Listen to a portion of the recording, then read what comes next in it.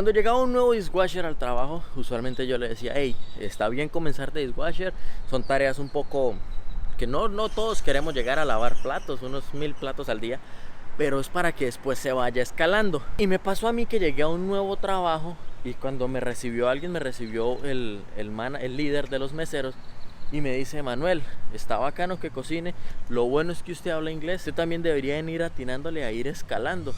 Y yo dije, es lo mismo que yo le digo a los dishwasher.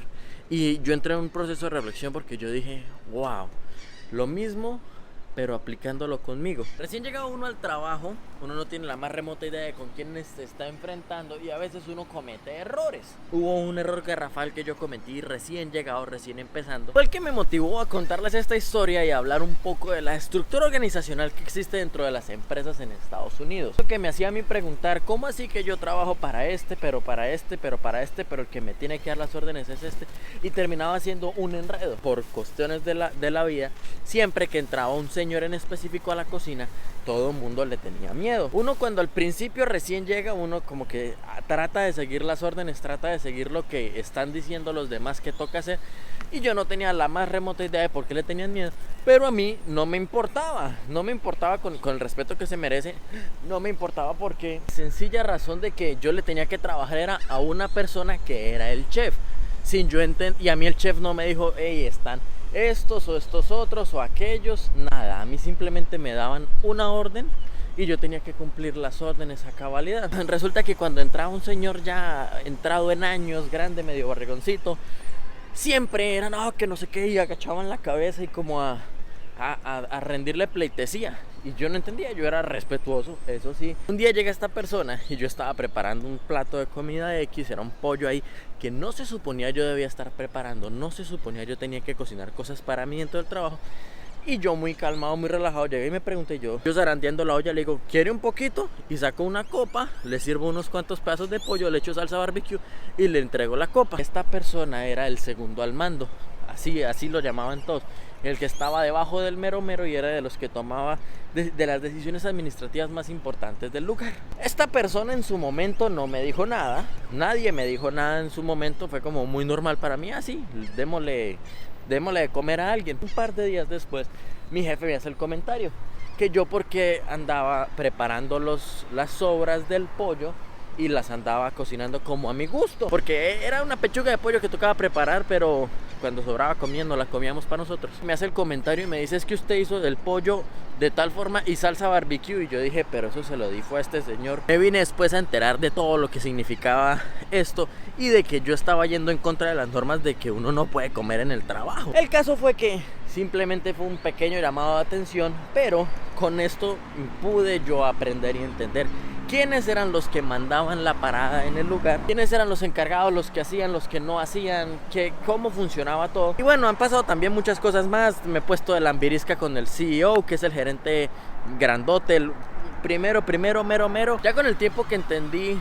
lo de la estructura organizacional, supe quién era el que mandaba la parada más arriba de mi jefe, el CEO, como llaman aquí. Supe también quién era el CEE y muchos más administrativos, que incluso llegó a un punto de confianza en el que llegaban ellos y uno ya sabía qué les gustaba, uno les preparaba y les entregaba su plato. O muy de vez en cuando uno preparaba comida colombiana, guardaba una porción para ellos y les decía como que, hey, estamos preparando esto, prueben algo de nuestra cultura. ¿Cuál es la importancia de uno saber cuál es esta estructura organizacional? Sencillo, para que usted sepa a quiénes le tiene que hacer caso, a quiénes le tiene que obedecer completamente y quién está sobre quién, porque eso se convierte también en una vaina de quién manda a quién y hasta se vuelve incómodo. Desde el punto de vista administrativo inicial, está el CEO, que es como decir el gerente general, está el subgerente. Después de los subgerentes se dividen en varias ramas, las ramas de marketing, las ramas administrativas, las ramas de recursos humanos, que están casi a la misma altura todos, bajo el mando del subgerente. Viene el reparto de los conocidos general manager, que son las personas encargadas de lo general de casi todo lo que tiene que ver en las divisiones de las ramas. Después de los general manager, que son más o menos así como los que los que contratan, mandan la parada, los que se encargan de casi todo. O sea, está el General Manager de Food and Beverage, General Manager de Marketing, General Manager de HR, General Manager de casi cada dependencia. Ellos son los que se reúnen con el subgerente y los que se encargan de, digamos, tomar las decisiones pequeñas dentro del trabajo. Seguido de los General Manager viene una división de Manager dentro de lo que cabe, que es el manager específico, un manager que va, digamos, el manager de meseros, manager de la cocina, manager de redes sociales, manager que es el manager más específico, que controla un pequeño grupo de personas debajo de él, encabezados por los supervisores y los líderes. Los supervisores son los que básicamente supervisan, pero siguen siendo casi uno de los empleados rasos. Actualmente los supervisores son los que están con uno y encima de uno. El supervisor puede estar cocinando con uno, pero a la vez regañándolo a uno por cocinar mal. Después de los supervisores se encuentran los que son los líderes. Los líderes o los leads, como los que mejor saben comunicarse, estar en ese grupo de personas y llevar la cosa más suave. Usualmente se caracterizan porque son a los que les hacen caso, porque muchísimas veces pasa que en la cocina, por más de que manden la parada, hay alguien que llega y es el que siempre va de lambiriscas a hablar con el jefe. Entonces es el que tiene la relación directa entre el jefe o el manager y los empleados, porque todos le van a decir todo a él. Entonces todos, o él es el que va y le cuenta las vainas al jefe. Están los empleados empleado raso, que es lo que básicamente llega a ser uno cuando llega a Estados Unidos. Porque usted olvídese de que va a venir a Estados Unidos y va a tener el mismo puesto que tenía en su país o la misma profesión que tenía en su país. ¿Por qué no? La realidad es que usted llega a Estados Unidos a hacer lo que los demás no quieren hacer. Y aquí es donde viene que uno llega a la parte más final de toda esta vaina llamado los los contractores, los contratistas, los que están ahí para hacer lo que nadie más quiere. Puede sonar un poco fuerte, un poco feo, pero la realidad que yo viví fue esa. Primer año de contratista, limpiaba pisos, era el que llamaban el operation porque hacía el aseo general de la cocina. Y encima tenía dos trabajos: contractor para limpiar la cocina, y me contrataban durante el día de cocinero para estar cocinando todo el día, pero era nada más el que cambiaba la comida, y el cocinero ni siquiera de los importantes, un cocinero X. Ya con el tiempo fui escalando un poco más dentro de esa compañía, dejando de estar como contractor en limpieza y pasé a un puesto un poco mejor.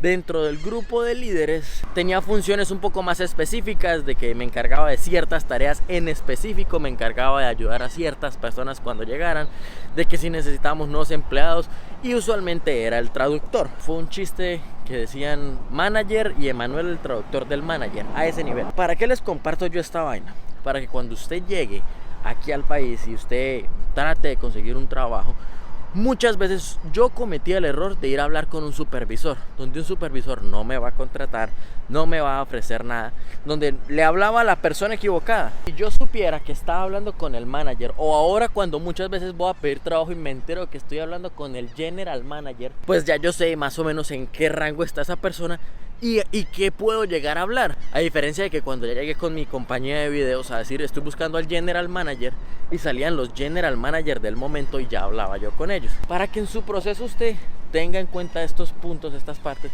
y que se sepa a qué se está uno arriesgando al venir, a qué se está uno ateniendo, la palabra es ateniendo, y que se sepa uno a qué se está ateniendo al venir acá. Y uno pretende, uno dice ok, yo fui a la universidad, tengo tantos estudios y tanta experiencia haciendo esto, pero igual termina limpiando, igual termina en construcción, igual termina en jardinería. Y eso es también una parte de las que no está mal al momento de comenzar, porque uno necesita levantarse un poco, pero con el pasar del tiempo, si uno se adapta mucho a estar en ese formato, es donde yo digo ok, ya toca como que sacudirse uno un poco y pasar al siguiente nivel, o llegar a un nivel donde uno pueda trabajar con lo de uno. Para finalizarles el cuento, mi caso fue más o menos así.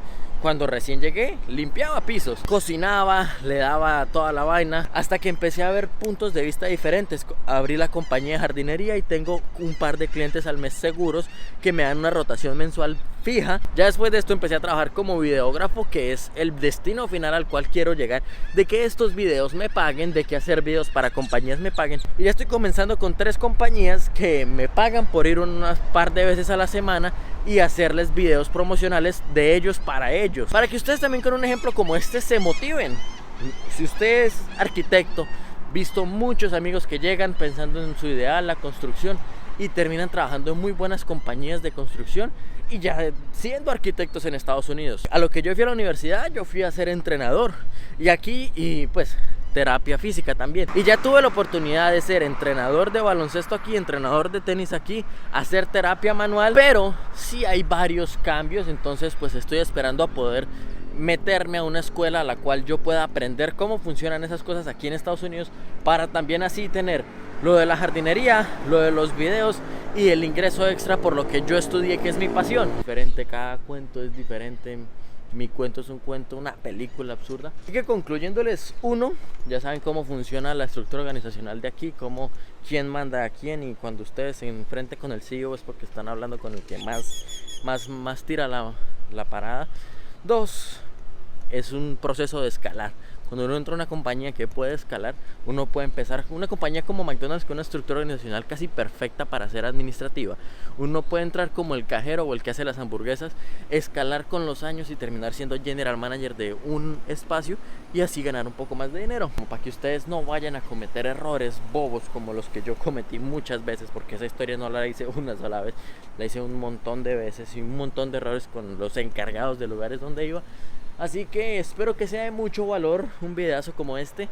Espero les haya gustado mucho y nos pillamos mañana en una próxima aventura.